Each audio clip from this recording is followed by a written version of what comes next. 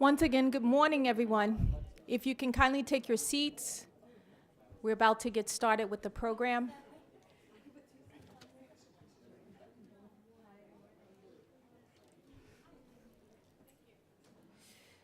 If everyone can put their phone first on mute so that we don't have any interruptions, that would be great.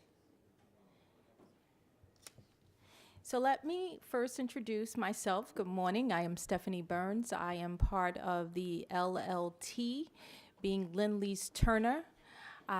This is for the Jacob Javits Convention Center. We would like to welcome you here this morning.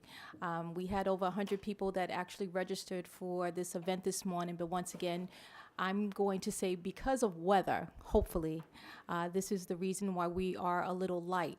But they will miss out, and you're here to gain as much information as possible about the project, about the process. You will hear from several people this morning that are part of this LLT team. So I want you to use our theme that we have talked about since the beginning, which started in July with this project and our first outreach event, which was Lean In. Lean in means that you are to literally tip your shoulder over and lean in and listen and get as much information as possible. I hope everyone brought a pen, a pad to write on, because there will be a lot of stuff that you will hear today. On your tables, you will see a LLT pre-qualification form. Does everyone see that in the middle of the table? Okay. Make sure that each of you take one of those forms. Brooke Amerga, when he comes up to speak, he will speak briefly about that. So just want to give you a little lineup this morning on who you will be hearing from. So you will hear from Nicole Stent, who is the Assistant Vice President, the Division of Minority and Women Business Development for Empire State.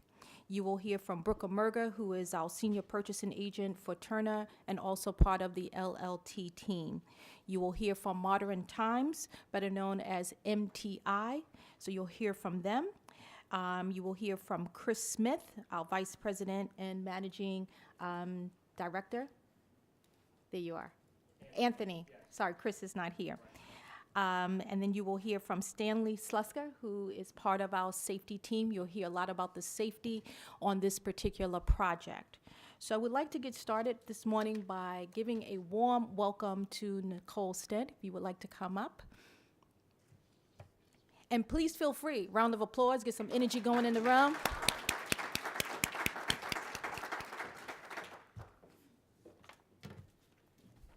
Good morning. I see you braved the cold. It just started snowing when I was coming in. I'm from up on the top of the Bronx, where we have just a little bit more snow. Welcome, everyone, and good morning to everybody. Thank you all for joining us today for this very important conversation. Today we are here to learn about the Jacob Javits Center and its planned transformation. When done, this facility will have benefited from an investment of over $1.3 billion for the renovation and expansion of the existing Javits Center, modernizing the facilities, allowing for the accommodation of larger events, and bringing new businesses and opportunities to New York. And very exciting to us, new opportunities for MWBEs. There is important information on your agenda for today: the pre-qualification process, insurance and bonding and safety requirements. But most importantly, you have the opportunity to meet with the decision makers at Lindley's Turner so you can hear directly from them on how you can be part of this exciting project. I'd like to start first by introducing you to the Division of Minority and Women Business Development at Empire State Development. That is where the New York State MWBE program is housed. I'll give you a brief overview of the division and its activities. The division is responsible for working with the governor's office to support policies and activities designed to increase the pool of New York State certified firms and their access to state contracting opportunities. The division's activities are delivered by 4 key units: the certification unit, staff review and certify MWBE firms, receive applications and vet submissions. There's the agency services unit. The staff are dedicated to working with all 96 agencies and authorities throughout the state to ensure reporting, provide policy guidance, and review performance and utilization. We have the compliance unit, which ensures that the agency and authorities comply with the Article 15A of the Executive Law, the state finance law, and all applicable regulations and guidelines. Business Development Unit, which I think is also a very important part of our division, promotes the business development of MWBEs through education, outreach, technical assistance, programming. All of this is geared towards one key component, and that's the 30% goal. Article 15A of the Executive Law provides the Executive Director the authority to establish policies and guidelines related to MWBE utilization in New York State. MWBE goals are attached to all state contracts, which are contracts between state agencies and third parties, including local governments such as grants to localities. As a matter of public policy, Governor Andrew Cuomo established an MWBE goal of 30% on state contracts in October of 2014. His goals and directives have been well publicized, as is his commitment to getting to that 30% goal. That goal applies to all state contracts greater than $25,000 in commodities and $100,000 in construction. Contracts within these ranges are assessed for goals, and they may be higher or lower depending upon the availability of MWBEs within the industry or within the region. In fiscal year 16-17 alone, over $2.2 billion in state contracting was awarded to MWBEs, and over $10 billion in contracts since Governor Cuomo took office in 2011. Now, I'm just going to give you some reasons for why you should get certified. And let me ask that question. How many firms here are certified? Oh, okay. Well, we have a little bit of information about being certified, and we also have information about how to become certified.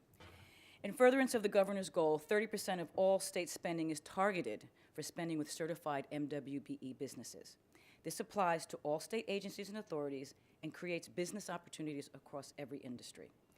Agencies and authorities only get credit for their expenditures with certified firms.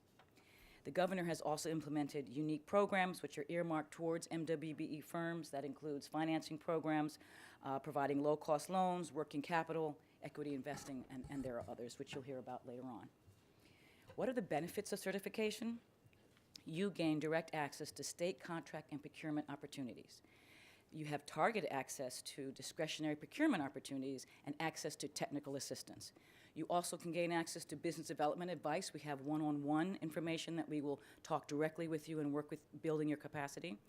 You will be listed in the New York State MWB Directory of Certified Firms. That's a public location where everybody can look and see who you are, that you are certified. You'll have access to lending and bonding programs and access to a statewide network of services, workshops, webinars, and classes. My advice to you, get certified, get informed, and get noticed. Just for those who are not yet certified, the New York State contract system is where our applications are based. And it's an easy-to-use, efficient online system. You can apply for certification or for recertification 24 hours a day. Find bids and contract opportunities with state agencies or authorities, and through the New York State contract system, you can establish contact with prime contractors that are seeking your services. You can access it through ny.newnewyorkcontracts.com. We have all kinds of flyers and information for you at our table, so you don't have to write this down now because the flyers will have it. It's also online at our ESD website.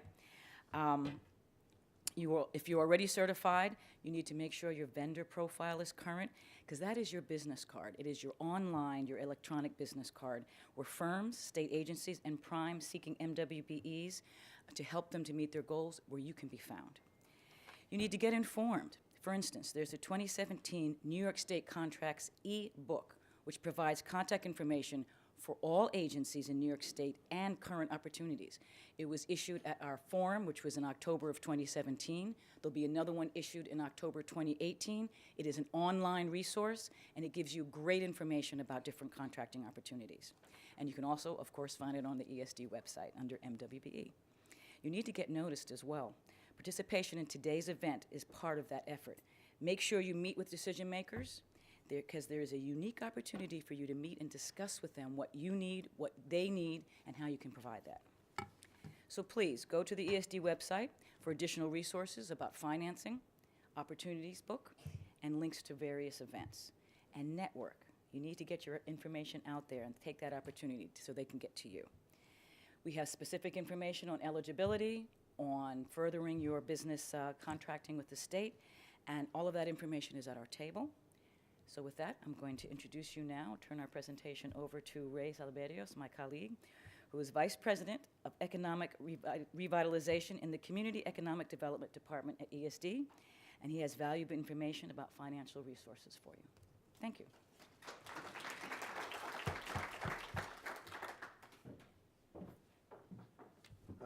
Good morning, everyone. I am Ray Salaberios. I'm out of Empire State's Economic Revitalization Division, and I'm here to talk for a few minutes about the financial services that we can offer New York State certified small businesses. We have programs that can help you with every aspect of your business needs. If you are bidding on a contract with this project, the Javits project, you may need working capital. We can offer you working capital loans to help you finance the project as you go along. Once you have a contract, or if you are planning to bid on a contract, it makes sense to apply for a bridge success loan. The rates are very good. The terms are easy to come through. We have an excellent approval rate. I tell folks we had like 87% approval. So right now, 8 out of 10 people that apply for a bridge success loan get one. We help with bonding.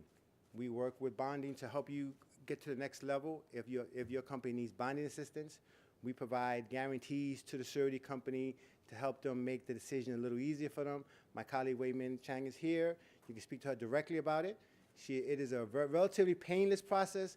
Those of you who need bonding, those of you who want to go through bonding, it's not totally painless, but it's a process that you can go through. And once you come through it, it makes your company that much stronger. We have programs to help you with just your normal banking purposes. We have a program now that is totally underutilized by our community, and it's called the Link Deposit Program. If I ask the small businesses in this room, if you went to a bank to get a loan of $50,000 and the bank said to you, I can give it to you at 5%, or I can give it to you at 4%, which one would you go for? I would think everyone would say, I'll take the 4% if you don't mind. So what New York State does is we work with banks throughout the state. And if you are a certified firm, you go to your bank, whatever bank you're dealing with now, and you go to them and say, hey, you know what? I need a loan of $50,000. I need a loan of $100,000. I need you guys to help me with this. If you say to them, I also want to participate in the linked deposit program, what New York State does is, depending on the amount of your loan, up to $2 million, we would take New York State taxpayers' money and deposit it into that bank and tell the bank, instead of paying New York State interest, lower the borrower's rate by the amount you're going to pay us in interest. Now, to date, we did a survey on this, and loans between $50 to $1 million, the average rate that people are getting with linked deposit in place is 3.9%. If you think about where the prime rate is now, where the prime rate is at 4.5, and we're helping you get loans at 3.9, why would you not want to do it? Right? It makes sense, and we have an additional benefit to you in that we're going to make it that much easier for you. What we're going to start doing is, when you apply for certification, you give New York State every piece of paper on you that you possibly can have, right? You give your 3 years tax returns, personal, business, your financials, your resumes, all that information we have. So all you got to do is tell New York State, hey, I'm applying for a loan with Carver, and this is the loan amount. We will take the information that you gave to us, once you give us the approval to do so, and send it directly to Carver. So now all you have to do is fill out the application. So you think about now so not only are we going to help to lower the cost of funds, we're going to make the process that much easier for you by providing the banks the information you need to move forward. And this works with every loan program that New York State has. It works with Bridge Success. It works with the Link Deposit Program. It works with the JDA program, which I'll talk about in a minute. So New York State, actively, being a certified firm in New York State gives you tremendous advantages when it comes to financing. You know, finally, we have a program. It's called the Job Development Authority. The Job Development Authorities help if you need to buy a building. You want to buy machinery and equipment, right? Our rates are below market. Our fees are below market, and the process takes about 35 days. So we average in that range of $1.5 million in loans. So if you're going to buy a building, if you need to buy a truck or equipment financing, you need long-term financing. You go to your bank. Your bank says, you know what, we need some kind of guarantee. New York State steps up with the JDA program. And what we'll do is we'll provide up to 60% of the project cost at rates below what the market now currently bears. So if you think about that, we'll go to your bank, you put in 10% of the project as equity, the bank puts in 30%, and we'll put up 60% of the project cost. Now, that program right now, today, in the last 2.5 years, we've approved in excess of $60 million in loans for small businesses throughout the state. Loans anywhere from $300,000 to a small company out on Long Island to $7.6 million to a hydroponic tomato processor in Wyoming County, which is 50 miles out of Rochester. So we want to be helpful. New York State is here to help you, and what I ask you is very simple. What I'm going to do is something that, when I do this, my boss kind of gets crazy. I'm going to give you guys my cell phone number. All right? So I suggest you take down my cell phone number. If you have any questions about these loan programs, please feel free to call me. And my cell phone number is 646-599-6493. And my name is Ray Salaberrios, and I appreciate the time. Thank you for allowing this time for me to speak up here. Please use my cell phone number. We want to help grow your business. So all we ask you to do is just to apply. Thank you very much.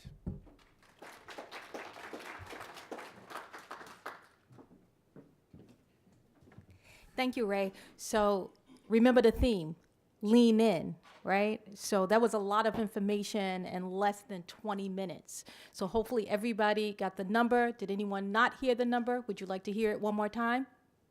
Anyone? Everyone's good, Ray. So at this time, I'm going to bring up the man of the hour. And I call Brooke Amerga the man of the hour. He likes when you call him that.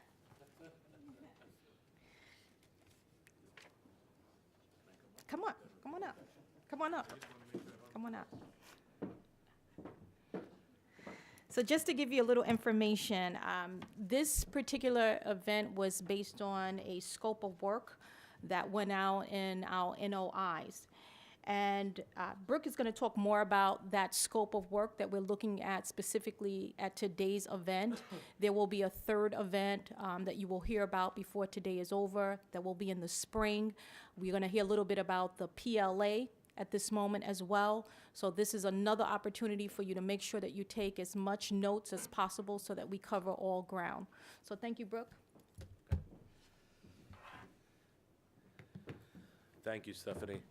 I don't know if I'm the man of the hour to follow Ray's speech. I don't know if I am the man of the hour, but thank you nonetheless, Stephanie.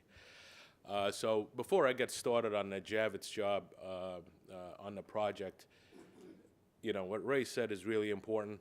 Please take the 5-10 minutes that you need. I know we have booths and tables set up in the back to get any information that you need. I can't tell you how many times I've gone through this process of notice of interest, pre-qualification, the forms that you have on the table, only for some firms to come back and say, we don't have the bonding capacity, or I can't get bonding, or I can't get insurance. And on a project of this size, those things are required. So get the information that you need. I'm not implying that everybody needs it, but get the information that you need so that going forward when we're talking about this job, at least you'll be that much ahead. Anyway, I'll move my picture out of the way.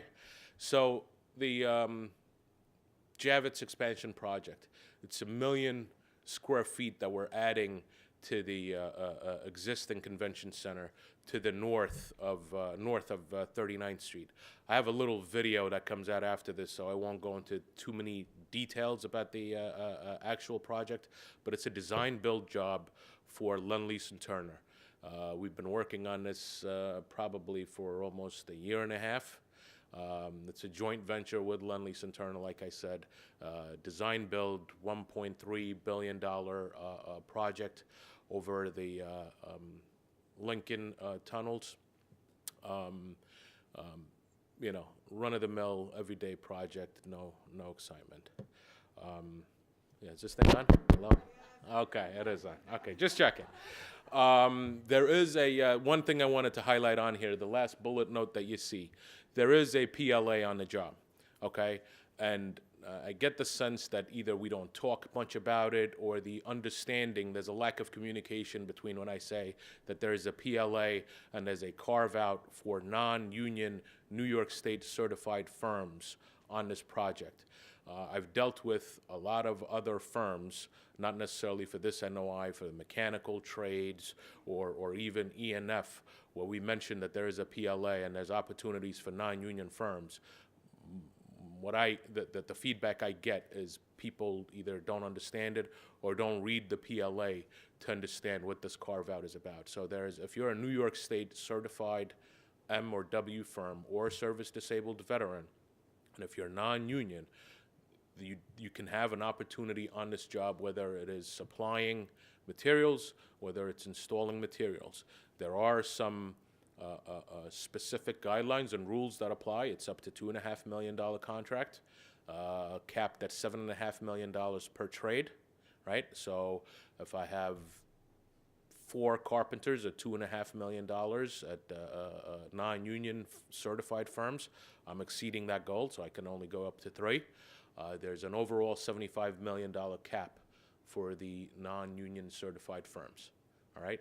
So please be aware, it's not an SCA PLA, it's not it's specific to this job. So if you're non-union, I met with somebody earlier today that was here at 8 o'clock, and there is an opportunity here for you on this job.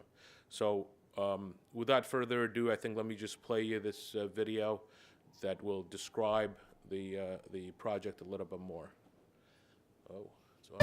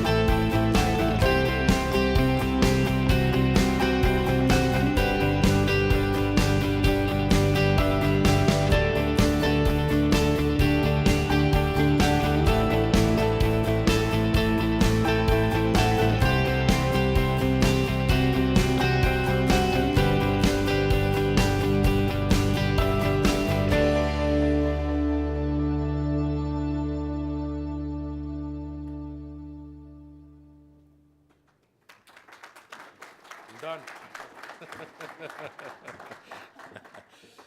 So I hope that was informative and probably more than I could describe in words to you, the overall project. So with that said, I'll introduce members of my team, my partners from Modern Times. If you guys could stand up. Roxanne Nielsen and Joe Hernandez. These two helped me a tremendous amount in trying to reach out to firms that are certified with the state, whether it's as an MBE, a WBE, or service disabled veteran. As you heard earlier, there is a requirement on this job to get to a 30% goal, and we take that requirement very seriously. One of the things that we try to do on this job differently than we do in the past is to try to send out notices of interest early for packages that come out, reach out to anybody that is certified by the state of New York and gauge your interest and see if you're willing to bid on a project of this size. We give descriptions of scope and say, this is what we have coming up during this period of time. Would you be interested? And we gather your responses back from that.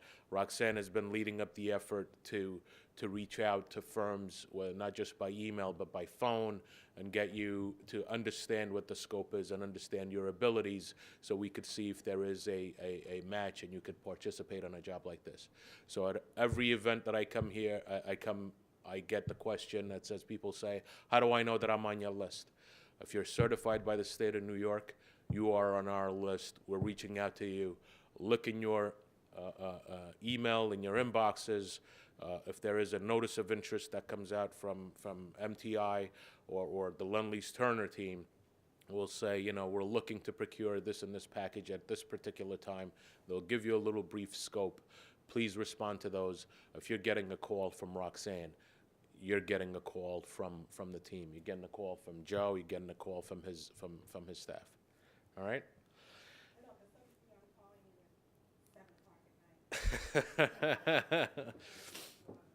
It's all right. As long as you call them, I think that's okay. I'll answer for them. All right? So this slide that I put next describes the process a little bit further. This is what I was describing earlier to you. We'll come out with a notice of interest for any particular package that we're looking to procure. We'll have a call effort and generate an interested list from that notice of interest that we send out and the call effort. The vetting process, this goes back to what Ray talked about earlier. When we vet the responses that we get back, it's really asking you about bonding capabilities, insurance, the type of works that you've done before. Is it of this magnitude? Are we on the same ballpark? If I have, let's say, for example, the things that we're going to talk about today is masonry, right? I have 160,000 square feet of masonry just in the expo center alone, half of the job. The other one, the truck marshaling side, is 105,000 square feet. We need to gauge what your abilities are, so we're not just checking a box and saying we've hired an MBE or a WBE. It's got to be the right fit for you and the right fit for the job also. So that's that vetting process. From that point on, we set up our bidders list, and then we go out to bid. As we're in that process of bidding and collecting pricing for that particular scope of work, we will ask you to fill out the pre-qualification form that you have in front of you. Today's focus was really to go through the 5 trades, but the process applies for every trade we procure. The pre-qual, filling out the pre-qual immediately, like today, is not necessary, but I wanted to take this opportunity to go through the pre-qual process, explain to everyone how to fill it out, because in the past we had received some feedback that filling out a 20-page pre-qual was maybe intimidating, was maybe for some people, you know, if they fill out the pre-qualification and we never get back to you because we will look at the type of work that you do. And as I just mentioned with the example for masonry, if you do, I don't know, let's say 500,000, 100,000 square feet, and I have a total of 250,000 square feet of masonry to be done within a year period, maybe in my mind I say this doesn't line up, and I move on to the next. Here, we're really trying to have the conversation with you early, explain to you if you're not on a bidders list, why you're not on a bidders list. If there is a lower tier participation opportunity available, we'll tell you that, okay? But, filling out the pre-qual today is not the most important thing you could do. We'll go through it just so you get an idea as to how to fill it out. If there's any questions on it, we'll go through that. Feedback we've gotten in the past is that sometimes the pre-qual could be cumbersome, difficult to fill out, but I'll go through the important steps on those. Okay? And then the RFP, the bids and awards. Again, the other important thing I'll highlight here is when we go out to bid to award, it's almost never is rip and read. I would like it to be sometimes. It would make my job easier. But there is a process of leveling.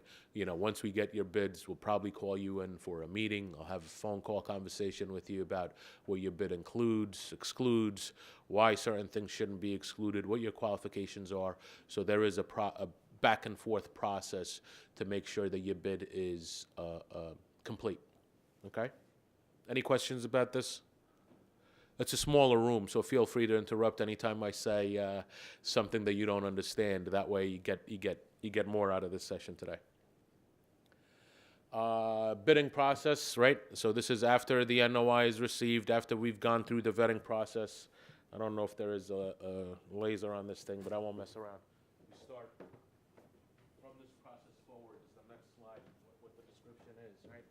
We're pre-qualified bidders, right? That's when the pre-qual form that's in front of you becomes more, that information is critical, right? Or I'll organize the bid packages, confirm that the trade coordination is done as you're bidding, the particular scope. If there's any RFIs, bid RFIs that you have, you'll send them back to myself or my team, and we'll reissue those to all the bidders as clarifications. And once those bids are received, we'll go through the leveling process, negotiate an award. This sounds like a very quick process. Depending on the size of the package and how complicated it is, this process could take up to 3 weeks, 4 weeks, sometimes more than that. All right. For the scopes that we were talking about today, the way the NOIs went out and the way I believe you guys got here, or at least most of you, is for the door frames and hardware package, that is supply or install, right? Some firms only deal with supply, and we can have a carpenter install them. Some firms do the supply and install also. If you have the ability to do either one, you could be considered. Specifically for that scope, I wrote down some notes if I remember what there are. It's supply of hollow metal door frames, right? Hardware that goes along with it, and it's also the option, like I said, maybe you could give a voluntary alternate for the installation if your firm does that kind of work. How many firms out here for door frames and hardware? Anybody? One? Perfect. Two. Great. Next is masonry. I went through that in the example I gave earlier. There's approximately, in the last documented issuance at least, there was approximately 160,000 square feet of masonry in the Expo Center, about 105,000 square feet in the truck marshaling. Interior partitions, 12-inch thick, 8-inch, some rated, some not rated. Remember, in this on this job, the floor-to-floor heights are also a little bit high because it's a convention center. So there's some level of complexity there, but there's also opportunities for us to split some of these packages up. It doesn't necessarily have to be all 270,000 square feet or nothing. There could be opportunities where it makes sense on our end. The jobs has like a natural split between the truck marshaling yard and the Expo Center, but there could be other splits that we could consider also. Miscellaneous metals, or as I like to call it, mysterious metals. That is ladders. Again, I don't think the mic is on.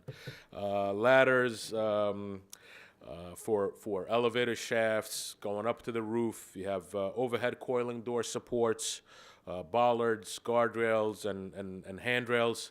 and whatever else we find. That's why I call it mysterious metal.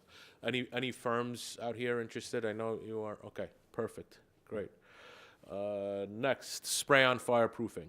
Spray-on, I probably have roughly, 900,000 square feet of contact area, columns and beams. This is mostly in the Expo Center. That's the structural steel building. And last but not least, roofing and waterproofing. Let's see, roughly 265,000 square feet of roof for both the Expo and truck marshaling. Within the same package, we have also this epoxy resin flooring, like the Dexatex type of material, in kitchens and machine rooms. There's traffic coating, a ton of traffic coating in the truck marshaling area, and miscellaneous waterproofing for some of the masonry walls I just described earlier. So hopefully that's enough description. Again, some of the feedback I've gotten from past events like this is that we don't spend enough time talking about exactly what's in these packages. Hopefully that gives you a little bit of insight as to what's coming down the pike. Any questions? For door springs and hardware, for supplying, can we sub any of it out, or it has to be in our facilities? That's something we could talk about further. To me, if you're an MBE, you could definitely sub it out. The only thing is, I have to look into if you're subbing it out. Are you subbing it out to an M firm? Are you subbing it out to a non-minority? Are you supplying the material? Do you store it in your warehouse, or are you a broker? It depends on your classification of within ESD. And I know there's a negative connotation to broker, not in my book. It exists. I don't mean it as a negative thing. It's just that's the way you're classified in the ESD's website, right? That just means you buy it from someone and sell it for a fee to somebody else. If you can install it, I think the way it counts is different. So we can have a separate conversation about that and explain to you how the credits apply. And then as far as the PLA goes, as far as the union PLA goes, Yeah. is it Use the mic. I don't know if as far anybody as the can hear. union and the PLA go, I don't want to get into details of the PLA, but is it prevailing wage? Is it union Yes. rates? Is Prevailing wage. It's prevailing wage? All right, great. Thank Okay, sure. Yes. Yes, obviously I can't tell you the dollar amounts because then everyone's bids are going to be the same. But we are required to provide bonding on this job. Okay, we are bonded. We are required to provide bonding. LLT is looking into potentially getting an SDI program for the project. But as you know, even if there is an SDI program, the subcontractor has to be bondable in order to get into that program, right? If the company is not bondable, then even an SDI program will not accept that firm. Can I answer your question? Go ahead. So there will be a time. There was an NOI that went out again. Like I said, there will be a time frame. I don't know off the top of my head. This is probably in the next 3 to 6 months. These packages will be out to bid. But before we do that, remember the process I described. If we haven't touched base with you yet, I think we haven't yet. The call effort hasn't started because the reason we set up this event today is after the NOI responses came back, we wanted to have a face-to-face, for a lack of a better term, to explain what's coming up, explain the process, and once we vet through that, then we will be putting this out to bid. Okay? Anybody else? Okay. So here we are to the pre-qual statements and how to fill them out. So all I did here is I took a couple of snapshots of the paper copy that you have in front of you. Again, like I said, you don't have to fill out the paper copy. Well, when people come in here, I just wanted to be able to, some people like to take something back, myself included. I'm a little bit old school. I like to have something to remind me of what I have to do. So we made some paper copies available, but you're not forced to take it. I'll spend some time going through this. If I'm going too slow, just raise your hand and tell me. If there's any questions, feel free to interrupt and ask your question. So most important, right? A lot of the things that are important to the JV are, there's an asterisk, a red asterisk in front of it, right? The legal name of your company as it appears on your W-9, right? website if you have one, the year the company was started, what type of corporation is it? Is it an LLC, corporation, etc.? And the main contact number for your firm, if it's a phone number or a fax number, if anybody uses fax. MBE, WBE reporting, again, I think I said it earlier, very important for this job and very important in general for our projects at Lend-Lease and Turner. We both have a robust program trying to achieve MBE, WBE participation. This section here is where you fill out if your firm is New York State certified or city certified, Port Authority, whatever agencies you have, okay? Safety. I know Stanley will come up in a little bit and talk to us about safety. Another important thing we track on our end, EMR ratings for various years. If you can, please give us at least a 3-year to 5-year rates for the 5 years going past, because that gives us an idea of how your EMR is trending. Okay, we normally like to see, and I believe this says that we normally like to see firms that have an EMR below 1, but depending on the type of work that you do, sometimes things happen. If you're above 1, doesn't mean you're disqualified. It just means we have to have further conversations as to what drove your EMR to go above 1, what things are you doing to try to bring down your EMR rate, right? Stanley, I hope I didn't steal your thunder. I'm sure I didn't. Okay. As a safety questionnaire also that follows up the EMR rating, right? It talks about if you have a qualified person that deals with safety for your company, how often do you review your safety policies? Is it a pre-hire? Is it when an event happens? How regularly do you do it? Okay. The trades that you bid on. Okay, this is another very important thing, again, specifically for this project, when we try to count MBE, WBE participation. Normally, when we do normal course of business for LLT, we look at bids by CSI code. I believe the ESD certification looks at it by NICS code? NICS codes, right? So you just got to make sure that that's aligned. There's been instances in the past where, you know, where's Andrew? He walked out.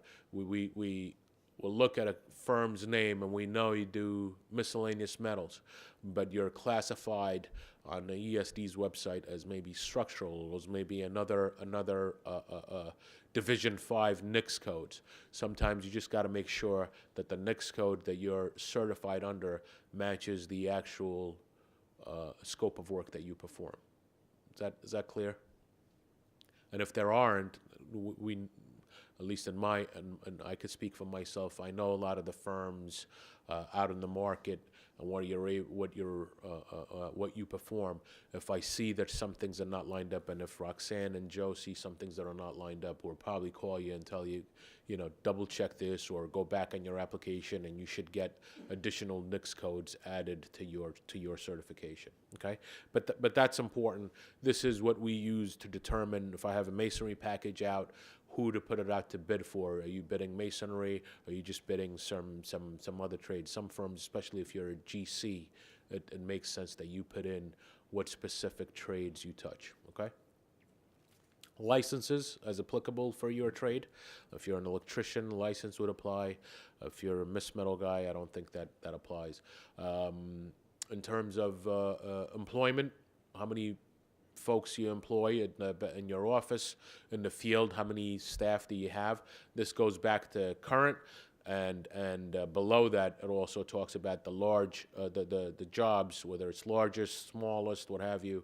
It talks about the general project sizes you've done in the past, okay? And just remember, this information is confidential. I don't take this information and distribute it to your competition or what have you. This is really for myself and the procurement group to gauge, you know, the opportunities that I have coming up with the talent that is able to install some of this work, okay? I also ask you for your annual volume of work performed. I go back again for about 5 years, all right? And bonding.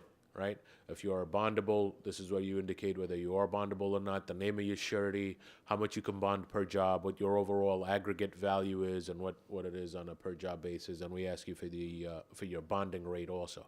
I know that varies based on the size of the project, but maybe you could give me one value for whatever your sweet spot is, let's say, and maybe you could put the range on here. Okay. Any questions on the subcontract on the pre-qualification form? Is it online too? It is also online. Yes, we'll make that available once we go through the pre-qual process. We'll find a way to make that available to you, right, Joe? Okay. Joe said yes. And yes, sorry. Go ahead. For example, if you have one of them that you cannot come up with, that disqualifies you? If your question is, if you don't have an EMR rate, does that disqualify you? No, because if you're a new firm, you probably don't have an EMR rate. It doesn't disqualify you, but I would need to know why you don't have one. If it's because you're new, or what's the reasoning as to why you don't have one? I mean, some firms, if you're performing professional services, what we call professional services, like if you're an architect or something like that, you wouldn't have one. But if you're performing work in the field, I would imagine you have one.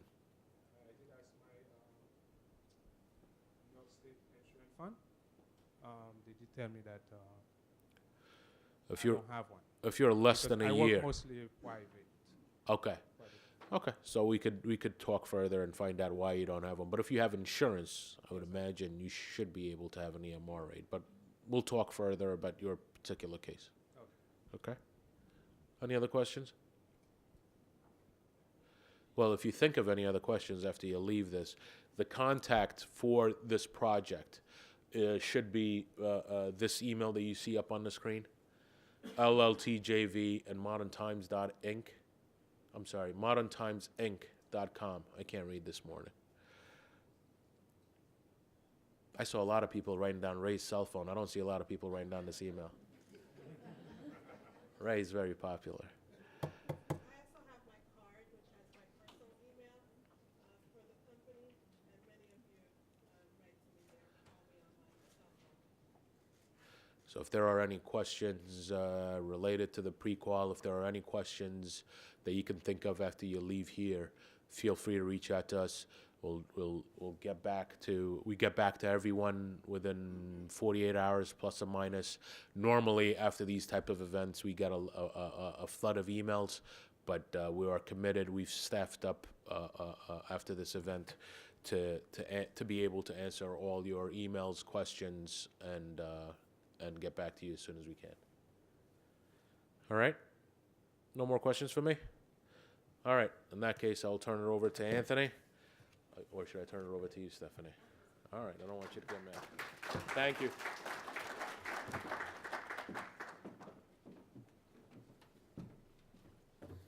Okay, good morning, everybody.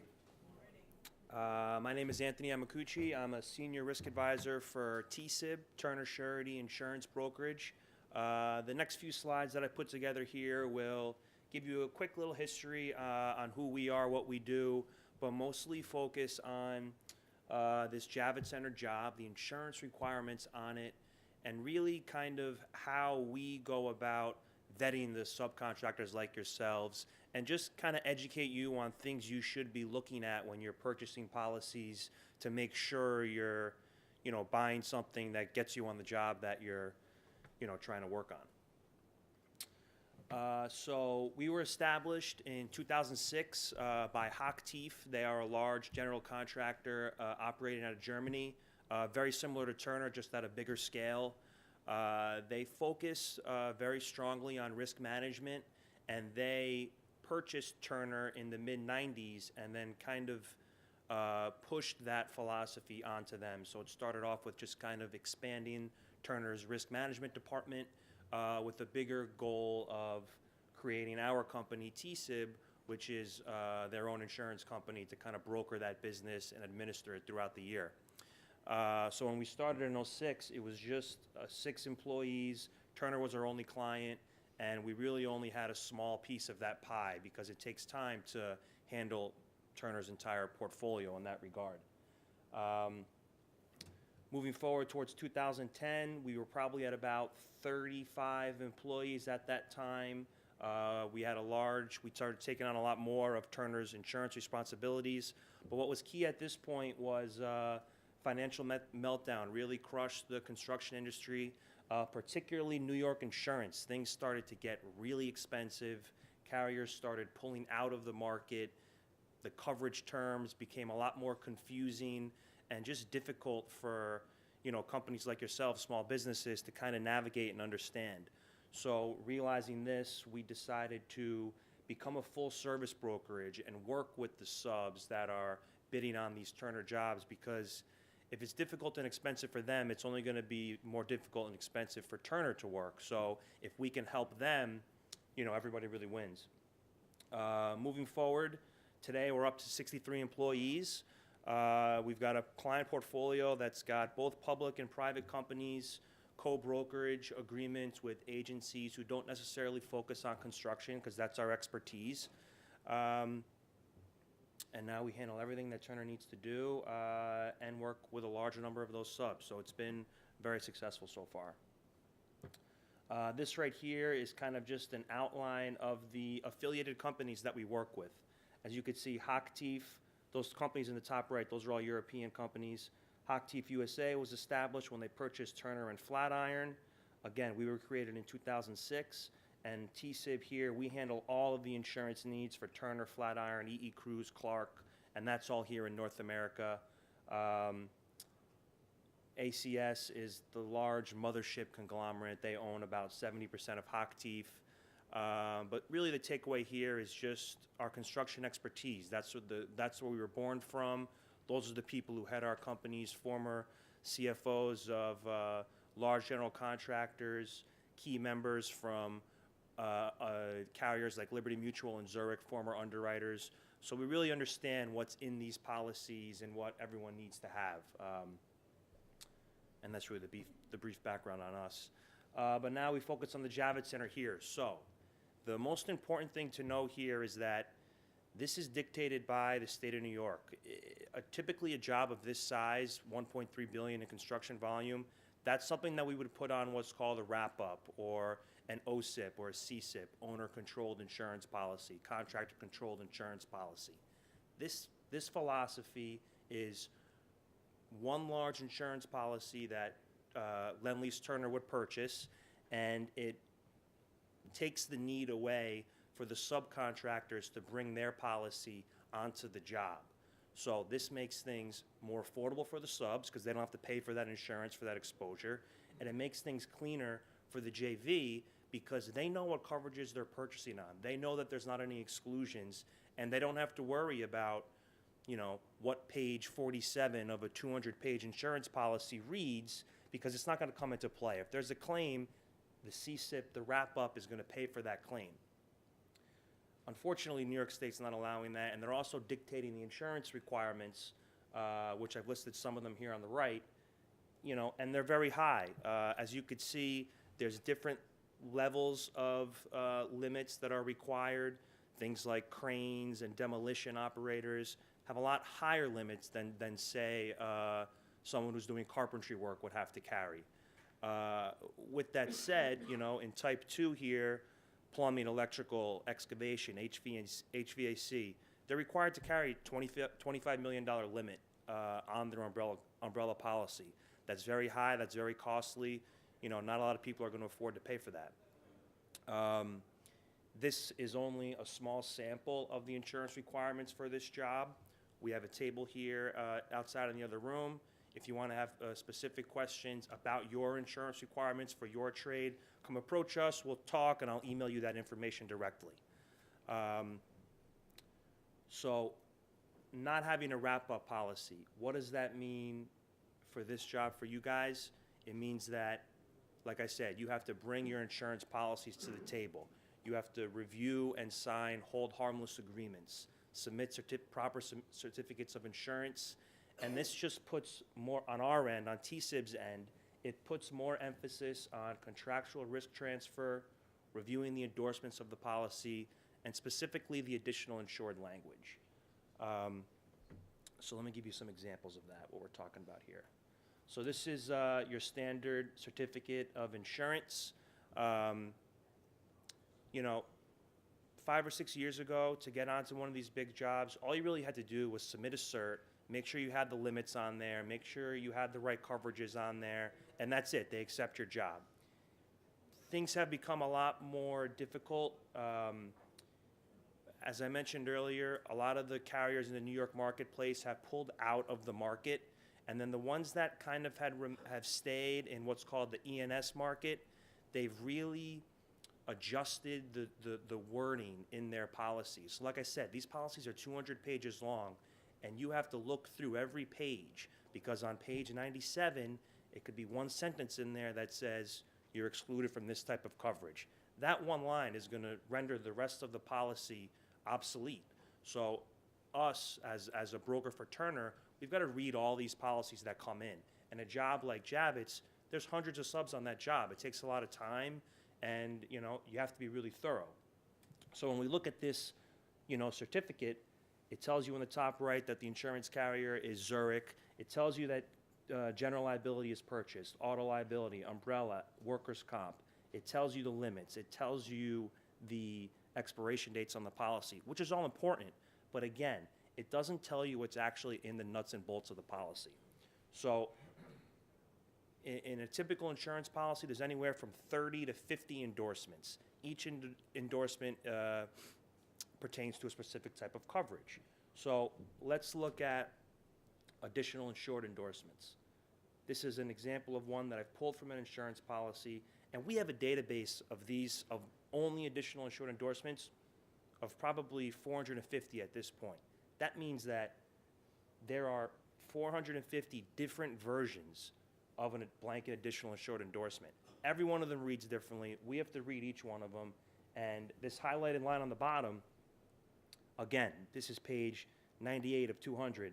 The person or organization does not qualify as additional insured with respect to any independent act or omission. That renders the whole policy obsolete right there. So, typically what I see with smaller subcontractors who are only been in business for a few years, they go meet with their brokers. Broker lays out a couple options for them, and they say, okay, $10,000 a year, that's the one I'm going to go for. You think you're getting a great deal, little do you know, you've got faulty wording in the policy that's going to render the whole thing obsolete. So what's that going to do for you? In the event of a claim, your policy's not going to pay for it. It's going to stay on your loss history forever. The carrier is going to non-renew you. It's going to make it very difficult to purchase a policy again in the future, and it's also going to be prohibitively more expensive when that's the case. So you really have to be careful, and you really have to be open with your broker and asking these questions, because they're generally not going to, go this deeply into the policy. If they are, that's great. It's a good broker, and you should continue to work for them. Here's another example, additional insured. So this scheduled box right here, name of persons or organizations. You have to list for every job, every additional insured required onto this schedule. So for this Javits Center project, for example, you'll have to list Javits Center, Turner, Lend-Lease, and a whole slew of other people as an additional insured. If we go back to the certificate of insurance, that would generally be put right here in this section. And, at first glance, you have it listed right there. Okay, that works. But then you go to the policy, and unless you have them listed in that box, you can have them on the certificate all you want, but the coverage isn't gonna transfer. So, and typically when this box is blank like that, the carrier is gonna charge you for every single time you have to add an additional insured onto the schedule. So another example of, you really have to be thorough, and you really have to have a broker who's going to read all these things for you, because I've been in this business for 10 years now, and I'm still seeing new things every single day, and I still have to go to my colleagues and my superiors to get clarification on what this stuff means all the time. It's very complicated to read, and this is coming from someone who reads it every day. So you really have to make sure that you're working with someone who understands the industry and who understands construction insurance in New York because it's changing every day. And this last one right here, it's just incredibly blatant. The last couple of lines here read, this provision does not apply to any policy in which the additional insured is a named insured on such other policy and where our policy is required by a written contract or written agreement to provide coverage to the additional insured on a primary and non-contributory basis. That's a mouthful. It's, you know, that's almost impossible to understand. I got to read it 100 times. And basically it's telling you that if you're required to have a contract between yourself and the GC, yourself and Turner, Turner's not going to be covered under that. So when we read that as Turner's insurance broker, red flag, they have to increase the coverage on their policy. So in summary, New York State is really making this difficult for everybody involved, more expensive in particular, more emphasis on contractual liability and endorsement review. The endorsement review is really the key. That's where we will spend most of our time dealing with these subcontractors, making sure there's not any faulty wording throughout those policies. And, you know, to operate in New York and have the coverage that Turner and Lend-Lease require for this job, it's not going to be cheap. If you're paying less than 30 grand a year for insurance, it's probably going to have some issues in it that have to be addressed.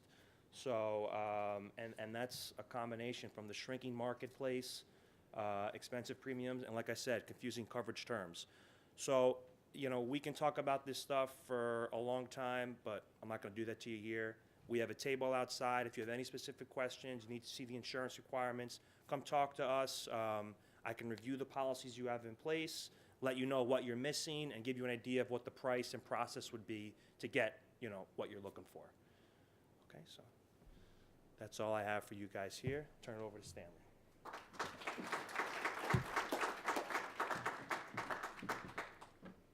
It's definitely me. So I'm Stanley Slusker. I'm with Turner. I'm the Environmental Health and Safety Manager, Area Safety Manager for Turner.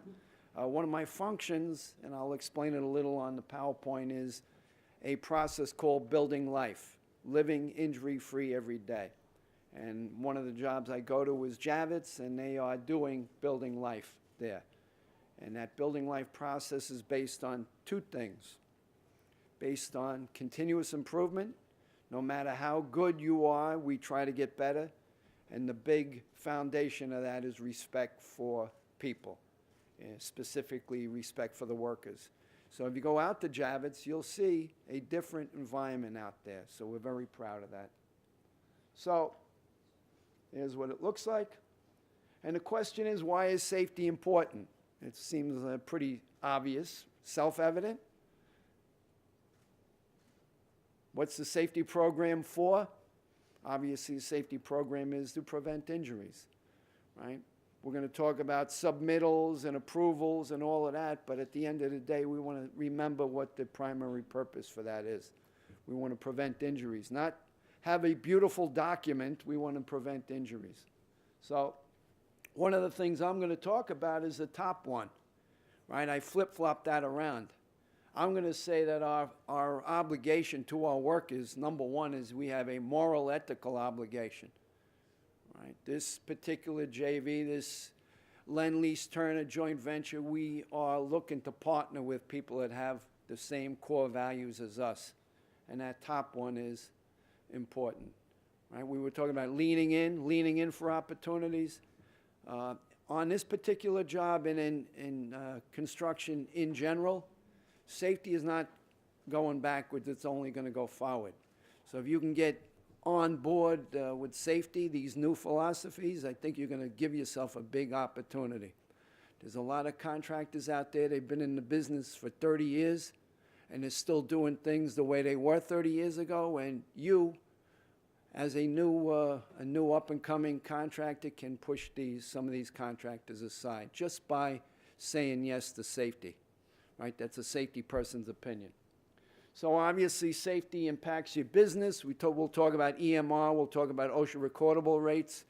You already heard about insurance.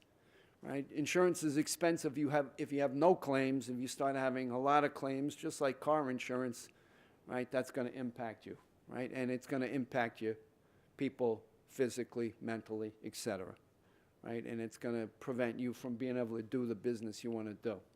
So again, respect for people, moral obligation to our workers. So this is a mouthful, but all we did is we took the best of Lend-Lease and the best of Turner, combined it.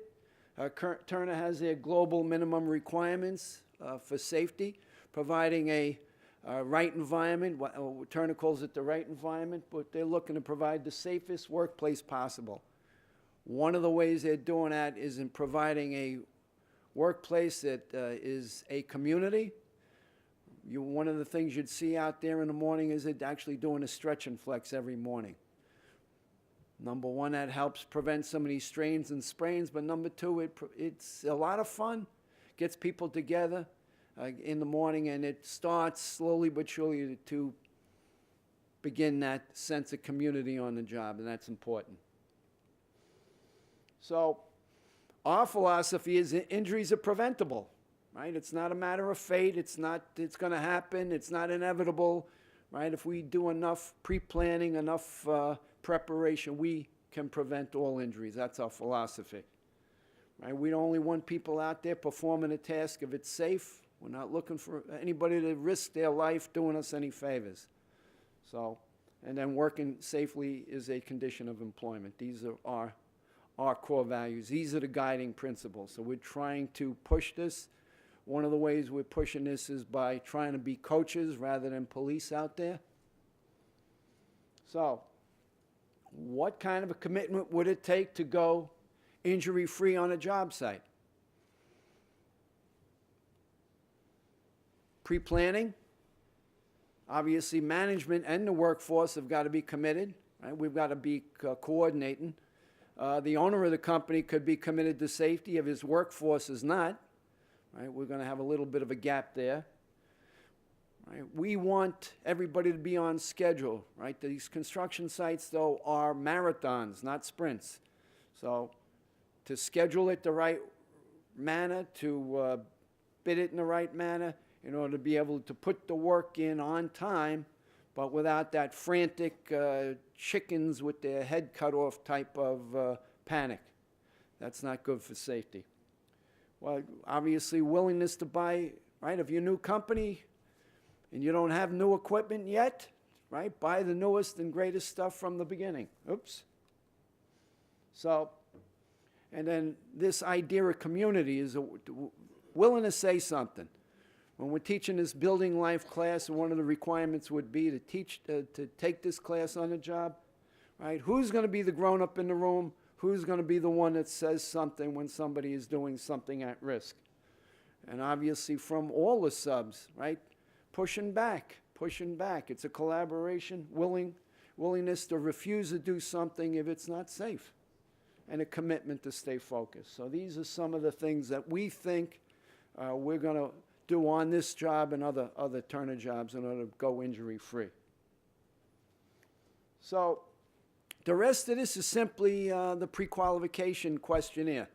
Right? We've already talked about it a little bit, but it's good to see that we were on the same page, right? When purchasing and safety is saying the same thing, so I don't mind hearing that twice. No. And the reason we're saying the same thing is we've been in those EMR waiver together. And exactly, right, exactly what was said is we want to see something of an EMR of less than 1. We don't take it and throw it in the garbage. Just means we're going to have a little conversation. We're going to try to put our arms around your safety program and see if we can do something to help you out. So it's, right, it's a ratio. It's based on your workers' comp versus your claims, right? 1 is the norm, and we're looking for something less than 1. If it's 1.2, you probably got a letter from the state insurance fund. So, and if you have a workers' comp insurance and you've been around for a little while, you should be able to retrieve this. This will end up on the questionnaire. Another thing that ends up on the questionnaire is what are your OSHA, what's your OSHA 300s, and one of the things we're interested in is your recordable injuries. Now, don't get too intimidated by this. If you're not 100% sure what this is, right, you don't need to raise your hand now, but just catch me at the table there. I can help you with this, right? If you're out there and you say, what is he talking about? What's an OSHA 300? What's a 300A? I'll demystify it for you. I'll actually show you some of this stuff on the OSHA website. So it's based on labor statistics. We're looking for somebody that obviously has less recordables than the average job out there. 0 is always a good number. If you're a new company, you don't even need to know the ratio. You don't need to have how to figure it out, because 0 times anything equals 0. So what we always say for ourselves is the math is easy when you keep yourself injury free.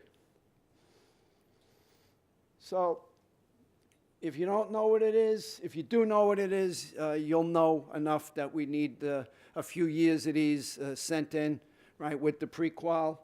It's something we need to look at. So if you don't know what it is, come out and I'll help you out with it. So we may ask you about OSHA citations. Again, if you're not a big company, you've never seen OSHA in your life, probably the answer is no, you have no serious citations, but you want to be sure about this.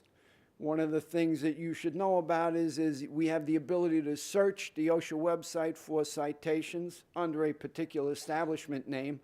And if you're in the marketing, you have a marketing department, you want to make sure that you, right, are transparent about OSHA citations. Does that, do we throw your application in the garbage over this? No. Just something we want to know about. It gives us a little bit of a idea as to how you do out there in the field.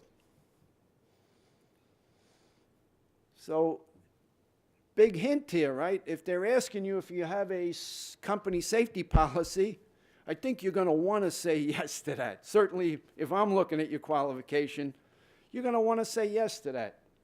Substance abuse policy, you're going to want to say yes to that, right? Return to work program, right? If somebody does injure themselves, do you have the ability to try to get them back in a timely manner? Or are they going to sit home watching TV, looking at the 1-800, I'm going to sue my employer on the TV set, right? Incident investigation, right? One of the things we want, right? We want to know that you take these injuries seriously, and God forbid there is an injury, do you have a policy for, right, investigating? Certainly if you come to a Turner job site or this particular Lend-Lease Turner JV, we're going to investigate all incidents near misses, so you would want to have that expertise somewhere in your company.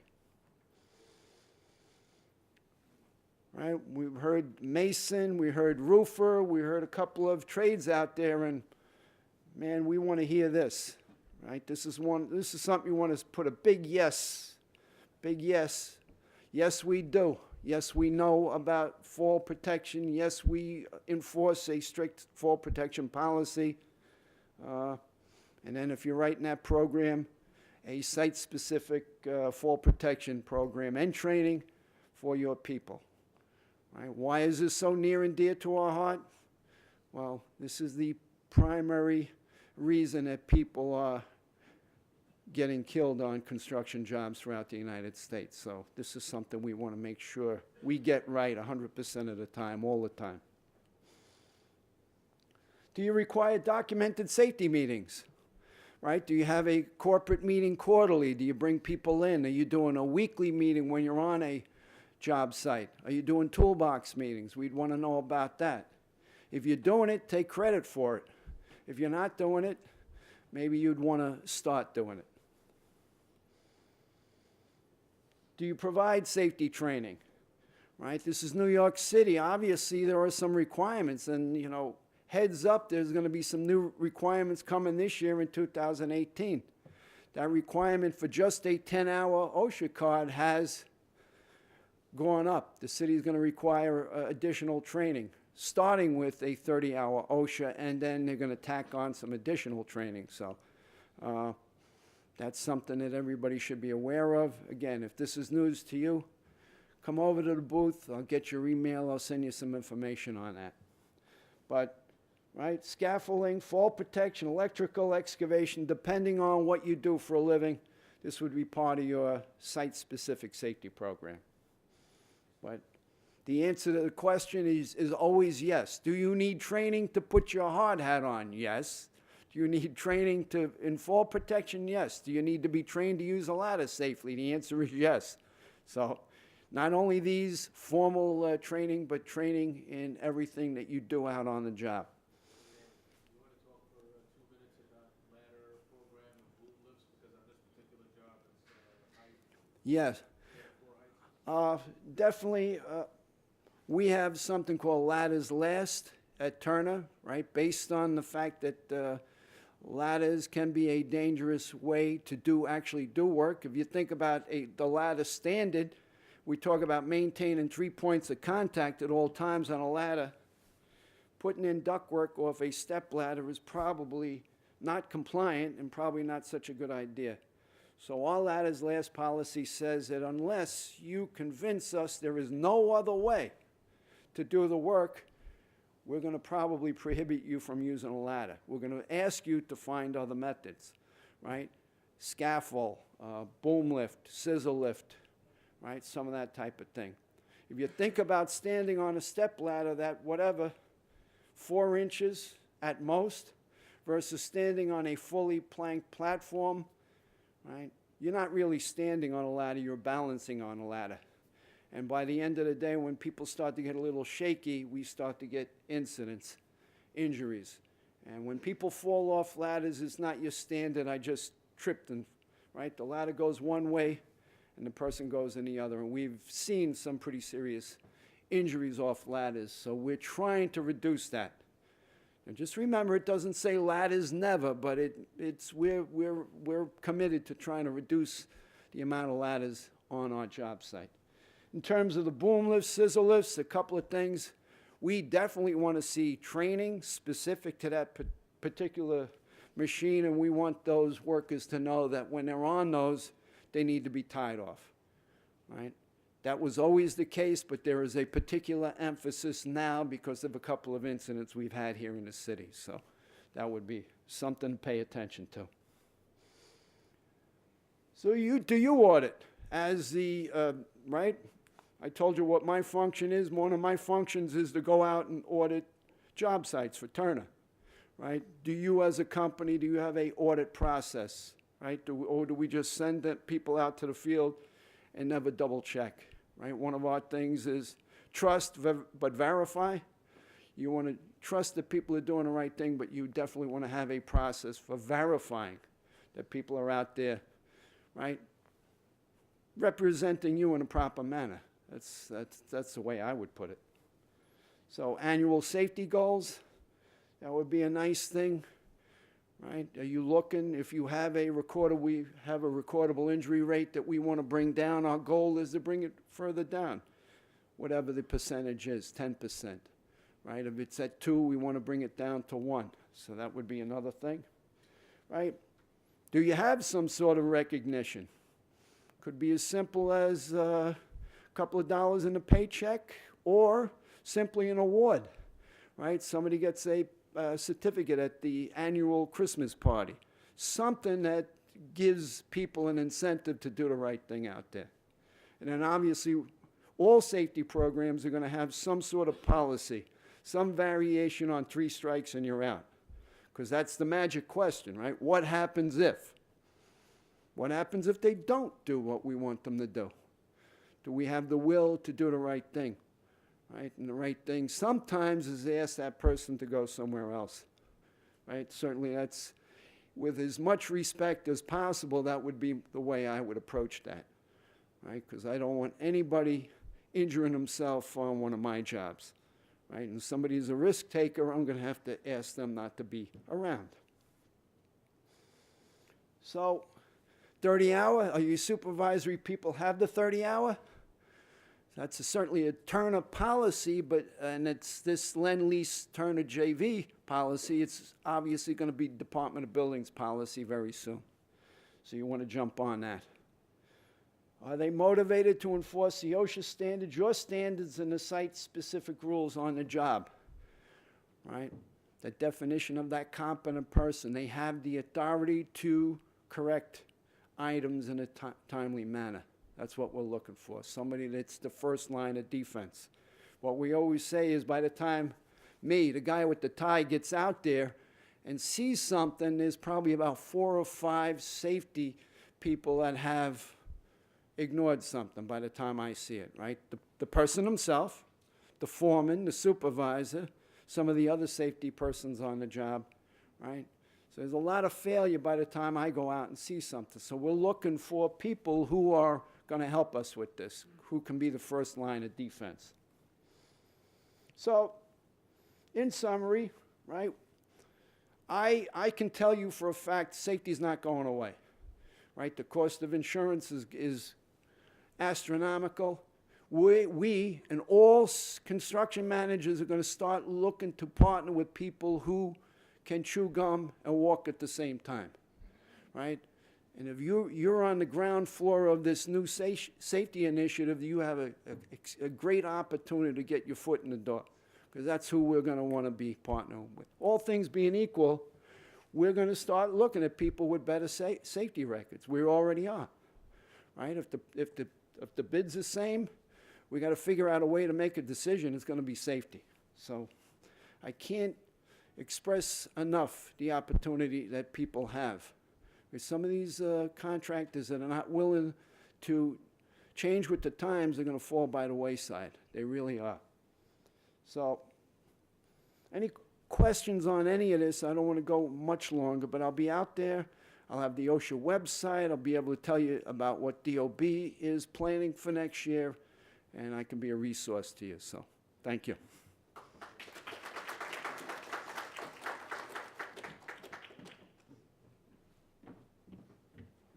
Well, good morning again. Thought I might wake you up a little bit, right?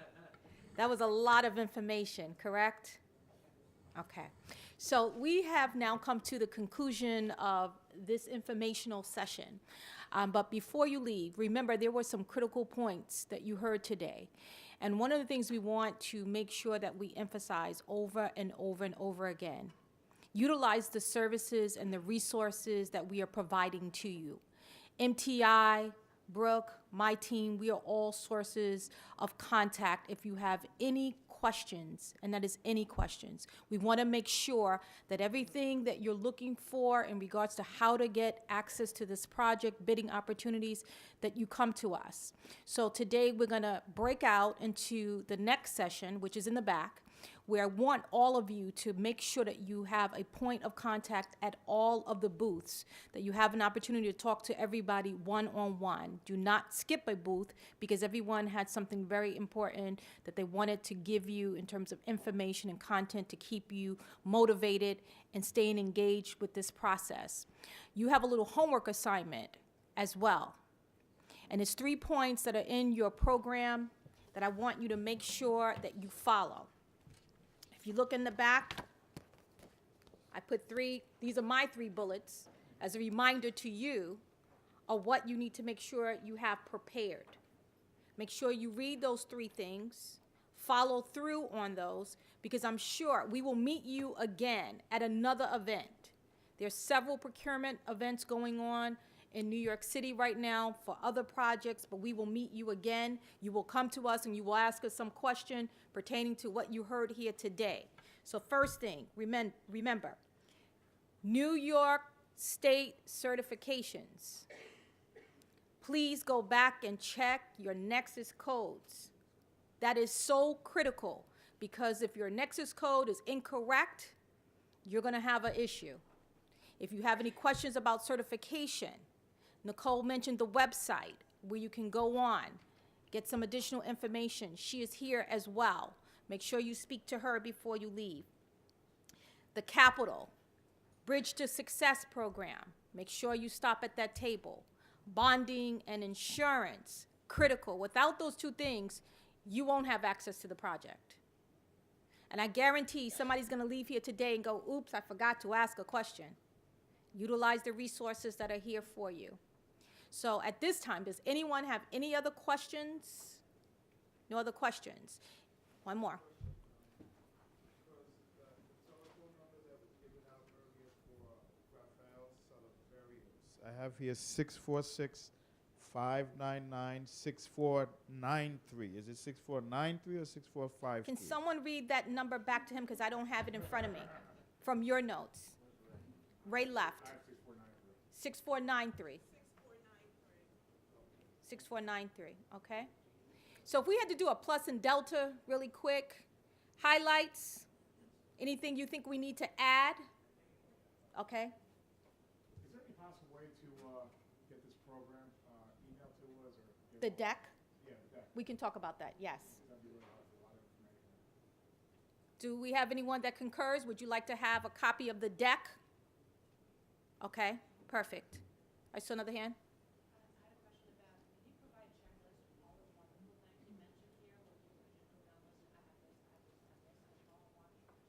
Okay. All right, that's good. Janice is taking, I'm sorry, repeat that. Janice is taking, can you give her the mic? Because we're taking notes on this so that we can make sure that we're going to give you what you need.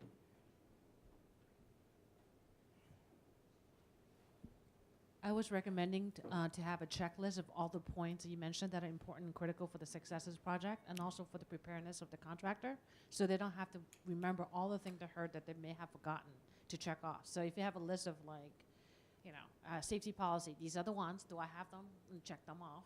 Or basically, capital access or bonding insurance or what insurance policy they need to have to what level, check off. So they can have it all in one sheet. So this way, nobody has to go crazy and trying to remember what did I miss, if anything. Perfect idea. Create a checklist. Do I have another one?